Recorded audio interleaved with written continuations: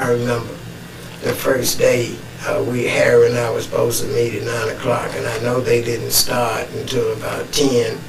And I was laying in my abandoned house with no clock, mind you, right?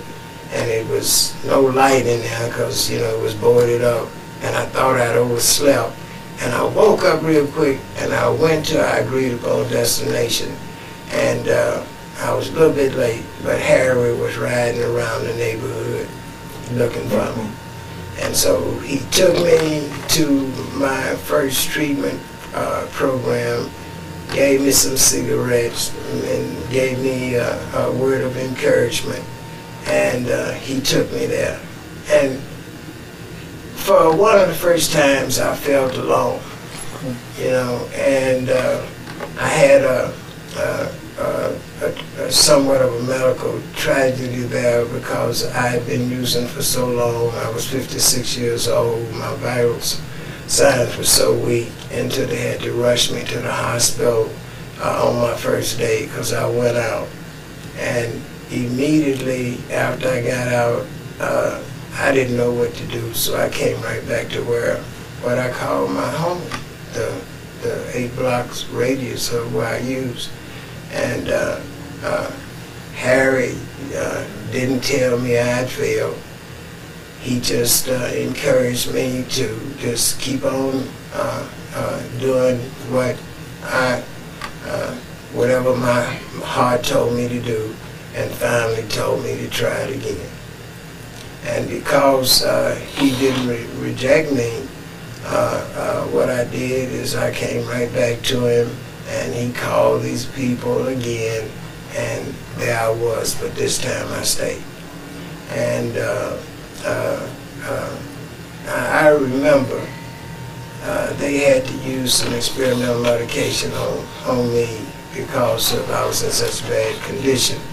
And I remember Harry had disconnected with me for several months, and I didn't understand why then, but I do now, because he knew that that would get in the way of the therapeutic value of the counselors that I was under their direction then.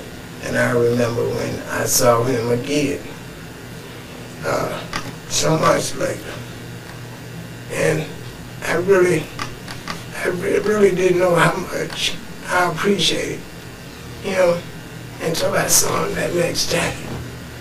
And I realized what he had done for me. And out of all the things, I'll never forget the brown coat that he gave me.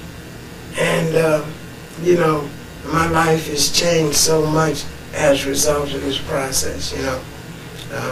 I haven't used alcohol or drugs for over 6 years.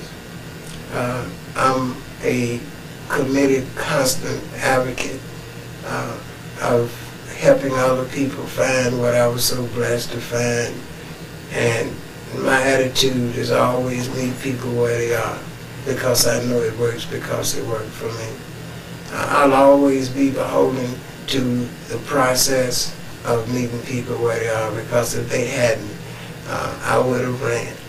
And as a result of this program today, my life has changed. You know, today I pay rent in my own apartment. You know, today I pay utilities. I ain't gonna say I like paying them, but I understand today that that's what real life requires of you. And I'm consistently giving back. I work at another recovery agency. I've been working for 5 years in recovery. I worked for these people for 3 years. And right now my job is as a coordinator at a well-known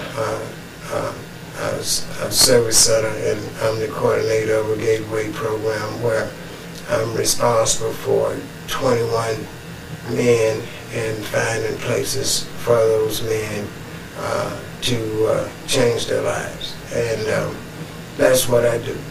And anytime they call, I'm always going to be available. You know, my schedule will never be too busy to show up. That's why I'm here today. And I'm so grateful that it all began 15 years ago.